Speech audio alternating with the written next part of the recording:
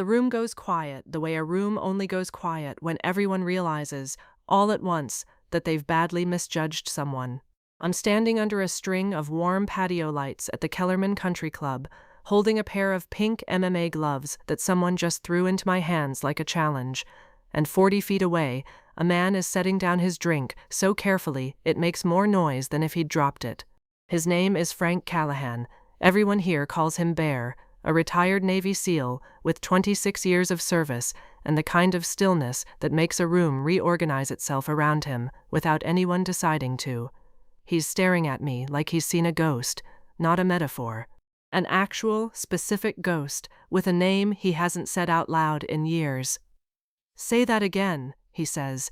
His voice doesn't shake, but something underneath it does. I look at the woman who threw me the gloves, Vanessa, my ex-husband's new wife, 29 years old, a former Division II volleyball player turned fitness influencer with 400,000 followers, and a habit of narrating her own superiority like she's hosting a podcast about it, and I watch her confidence flicker for the first time all night. She'd spent the last 10 minutes building a bit for the table. Poor tired Mara, can't keep up, probably hasn't worked out since the divorce, should try one of my classes sometime, sweetie. She'd said sweetie 4 times, I'd counted. I tell Bear, and I feel my old posture come back into my spine like muscle memory. Black Viper. He doesn't sit down, he doesn't laugh it off. He puts both hands flat on the table, like he needs it to hold him up. And he says the 2 words that are going to detonate this entire evening. You're the ghost story. To understand how we got to this table, to this moment, to a room full of people who thought they knew exactly who I was, you have to go back about 8 months, to the first night Vanessa decided I was someone she could perform superiority in front of, because she genuinely believed there was nothing underneath me worth being careful about. My name is Mara Delgado, 38 years old, mother of 2, and for the last 3 years the person my ex-husband's entire new family has quietly agreed to feel sorry for. David, my ex-husband, 41, a commercial real estate broker who remarried 14 months after our divorce finalized, likes to tell people our marriage ran its course, which is a phrase he uses instead of the truth, which is that I was gone 180 days a year for 11 years, and he got tired of explaining that to people at dinner parties. He never asked where I went, not once, in 11 years. I used to think that was restraint. Later I understood it was disinterest. What David also never told anyone, not his new wife, not her father, not the country club crowd who nod politely when he says, I used to work in logistics, is that from 24 to 35, I was a communications and reconnaissance specialist attached to a joint special operations task force, the only woman most of the operators I worked alongside had ever run a real mission with, and that somewhere in a classified personnel file that doesn't get pulled up at custody hearings, there's a call sign that used to make grown men change their tone when they said it over a radio. Black Viper. I didn't choose it. A team of SEALs I supported on 11 deployments chose it for me, after the 3rd time I got them out of something they weren't supposed to survive. And it stuck, because in that world, you don't get to pick your own legend. You earn it, and then it follows you whether you want it to or not. I wanted it to stop following me. That's the part nobody in this story understands yet. I asked for the transfer home. I asked for the quiet life. I became Mara, who does something with logistics, on purpose, because I wanted David to fall in love with the version of me that got to just be a mother in a kitchen, not the version that flinched at loud trucks for 2 years afterward. And when the marriage ended anyway, I let people believe whatever they wanted about why. Soft, unremarkable, replaceable, because defending myself would have meant explaining things I'd promised the government, and myself I wouldn't. Vanessa filled that silence with her own story. In the story she tells, I'm the sad ex, the cautionary tale, the woman David settled for before he found someone who actually keeps herself together. She's said this to friends at brunch. She's said it to my own children, in gentler words, the kind of thing that sounds like encouragement until a 9-year-old repeats it back to you with confusion in her voice. And tonight, in front of David's business partners, her father and Bear, a man Vanessa's father invited specifically because he wanted his future son-in-law's circle to be impressed by a real war hero at the table, she decided the easiest way to look strong was to make me look small. At work, in the years since I came home, I built something quiet and specific, a private security consultancy that vets executive protection details for 3 regional hospital systems, run out of a converted garage 2 miles from the club we're standing in tonight. My clients don't know my old call sign either. They know I show up, I find the gap in the plan nobody else saw, and I fix it before it becomes a headline. My business partner, a former MP named Cole, once told a new hire, "Don't let the calm fool you. She's the most dangerous person in any room she's ever been in." And the new hire laughed like it was a joke. Cole didn't laugh back. My younger sister, Renee, 34, a pediatric nurse, the one person in my family who never bought the poor Mara narrative, has watched this slow diminishment happen from the sidelines for over a year now, jaw tight, saying nothing, because I'd asked her not to. "You don't owe Vanessa an explanation," she told me the week before this party. "But God, Mara, I wish you'd let her find out the hard way." I remember laughing at that. I don't think either of us knew how literally it was about to come true. Tonight, Vanessa had been circling all evening, a comment about my mom arms, a joke about how she could probably still take me if we ever got in the ring, the kind of digs designed to sound playful in front of witnesses while landing exactly where she meant them to. When she finally tossed those gloves onto the table in front of everyone and said, "You think you can fight? Prove it," I felt something in me go very still, the same stillness I used to feel in the seconds before a door breach, when your body already knows something your mouth hasn't caught up to yet. I didn't reach for the gloves out of anger. I reached for them because I finally understood I didn't have to explain myself anymore.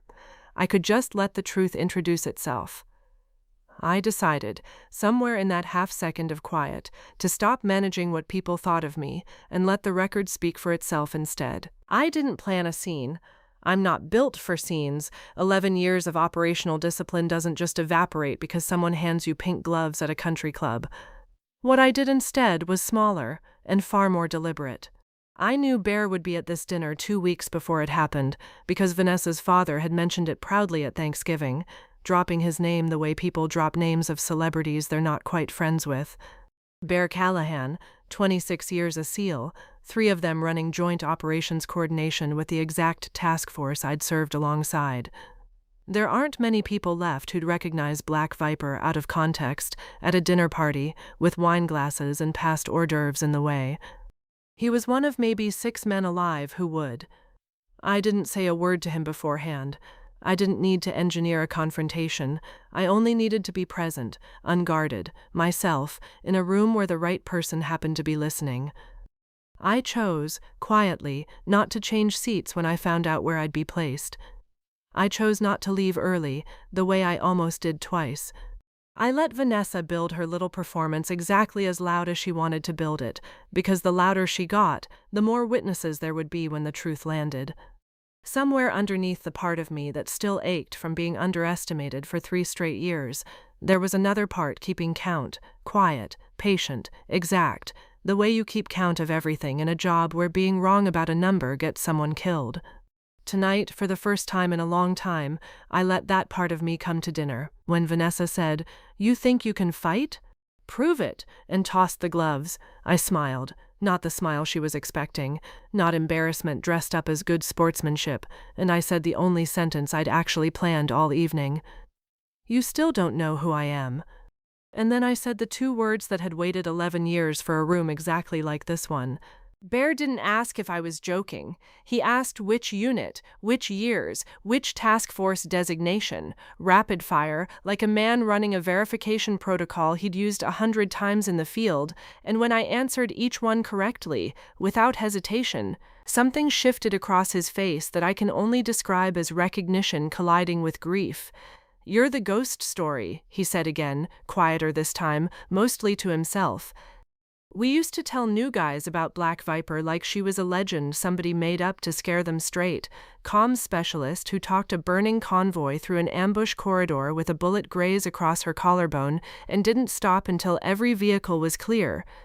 Guys who served with her wouldn't say her real name, some kind of respect thing." He looked at me like he was doing math. "You're a person. You're an actual person sitting at this table." The table had gone fully silent by then, David frozen mid-reach for his wine, Vanessa's father staring at me with an expression somewhere between confusion and dawning horror, and Vanessa herself standing there holding nothing now, gloves gone from her hands into mine, her whole performance suddenly missing its punchline. "I don't understand," Vanessa said, and for the first time all night, her voice had lost its narrator's confidence. "You said you did logistics." "I did," I said, "just not the kind you were picturing." Bear stood up fully now, and I want to be clear that this wasn't theater. This was a man who'd spent almost 3 decades in rooms where credibility got people killed or kept alive, doing what men like that do, which is make sure everyone present understood exactly who they were dealing with. "I'm going to tell you all something," he said, to the table, to Vanessa's father, to David, "and I want you to actually hear it, because I don't say things like this for free." He looked at Vanessa directly. "The woman you just handed sparring gloves to as a joke has a bronze star with a combat V that most of the men I served with would trade a limb for. I know because I was in the briefing room when they wrote the citation. Half of what she did over there is still classified, which means the version you're about to hear is the small one." Vanessa's father, a man who'd spent the whole dinner performing his own quiet superiority about knowing a real hero personally, went the color of the tablecloth. "Bear, are you sure?" "I've never been more sure of anything at a dinner party in my life," Bear said. "Convoy ambush, Kandahar corridor, 2016. Comms went down. 3 vehicles pinned, and the woman running commo talked the lead truck through a route nobody had scouted, under fire, with a graze wound she didn't report until the mission was logged. We called her Black Viper because she struck exactly once, and it was always enough." He turned to me, and something in his face cracked open into something almost tender. "I never got to say thank you. None of us did. We didn't know your name." I felt my throat tighten in a way I hadn't let it tighten in years, in public, in front of people who I'd spent 3 years letting believe I was ordinary. "You're welcome," I said, and it came out smaller than I meant it to, which somehow made it land harder. David finally found his voice, and it came out thin. "Mara, why didn't you ever—" "Because you never asked," I said, and I wasn't angry when I said it. I was just finally done protecting him from the answer. Vanessa tried one more time to recover the room, laughing a little too brightly. "Okay, well, I mean, obviously I didn't know. That's actually really impressive. I just meant it as a joke. It's not that deep. You called me a coward in front of my kid's teacher 3 weeks ago," I said, still gentle, still even, because I didn't need volume anymore. I only needed accuracy. "You told my daughter her mother used to be interesting before she got boring. You've spent a year building a version of me you needed to exist so you could feel like an upgrade. I let you, because I didn't think you deserved the real one." I set the gloves down on the table, neatly, the way you set down something you're finished with. "You still don't know who I am. But everyone else at this table just found out, and I don't think that's a mistake you get to make twice." Bear raised his glass, not performatively, just honestly, the way people do when words have run out and a gesture has to finish the sentence. "To Black Viper," he said. 3 years too late, but I'll say it now, it's an honor." Nobody at that table laughed. Vanessa's father cleared his throat and started, quietly, to apologize on his daughter's behalf, and Vanessa herself sat back down without another word, holding a silence that I suspect cost her more than anything she'd said all night. The weeks after that dinner rearranged more than I expected them to. Word travels fast in a country club, faster in a divorced family's shared custody schedule, and faster still when a retired SEAL tells the story at his own veterans fundraiser 3 weeks later, unprompted, because, as he told me on the phone afterward, some stories aren't yours to sit on. My business, quietly, started getting calls from people who'd normally never have found their way to a converted garage in the suburbs. It turns out a war hero's endorsement travels further in certain circles than any marketing budget ever could. Within 4 months, Cole and I had doubled our client roster and hired our first 2 full-time analysts, and I stopped introducing myself as logistics to anyone, ever again. David called twice in the first month, both times trying to reframe the story into something he could live inside more comfortably. "I always knew there was more to you," he said once, which was its own quiet insult, because he hadn't known, he'd simply never cared enough to ask. I let him talk. I didn't correct him. I've found that the people who spent years underestimating you rarely deserve the effort of your anger. They deserve your indifference, and indifference, it turns out, is a far heavier thing to carry than rage ever was. Vanessa sent me a message 6 weeks after the dinner. Long, careful, clearly drafted more than once, apologizing for the gloves, for the comments, for not seeing me.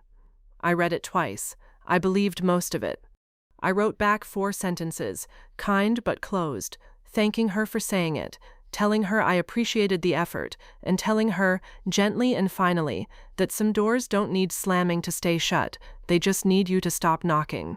She didn't write back after that, and I didn't expect her to. Some reckonings end in reconciliation. This one just needed to end in truth, and truth, once it's finally spoken out loud in front of the right people, doesn't require anyone's forgiveness to matter. Renee took me to dinner the week after the party, a real one, just the 2 of us, no performing required, and halfway through the second glass of wine she looked at me and said, "I've been waiting 3 years to watch someone find out who you actually are." I told her I hadn't done it for that. I told her I'd done it because I was finally tired of making myself smaller so other people could feel tall standing next to me. She raised her glass to that, the same way Bear had, and for the first time in a long time, the toast felt like it was actually about me, and not about the version of me someone else had built to feel better about themselves. I think about that dinner sometimes, the gloves still sitting untouched in a drawer at David's house because nobody's ever picked them back up. I think about how long I let people write the story of who I was, because I thought silence was the same thing as peace. It isn't. Peace is what happened after. The quiet, settled kind. The kind that doesn't need anyone's permission or apology to exist. You don't have to fight everyone who underestimates you. Sometimes you just have to let the truth walk into the room, sit down at the table, and wait for someone to finally recognize it. If you've ever been the person everyone decided to feel sorry for, the one written off as soft, forgettable, less than, I hope you know the story people tell about you isn't always the one that's true. Sometimes it's just the one nobody's earned the right to hear yet. Thanks for sitting with this one, and I'll see you in the next story.